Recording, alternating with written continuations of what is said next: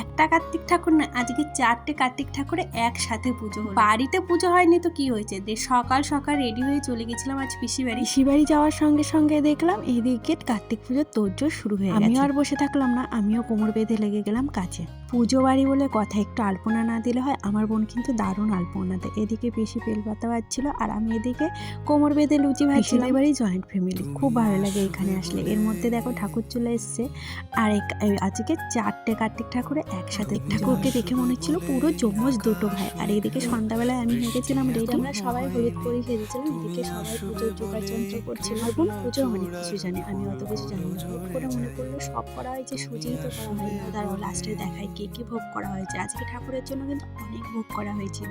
তারপরে চলে এসেছিল ব্রাহ্মণ, মোটামুটি এখন বাজে ওই 9:30। তারপরে পুজো টুজো সারা হয়ে বাজে 10টা। পেট ভরে খিচুড়ি খেয়ে ঘরে গিয়ে এখন টাটা।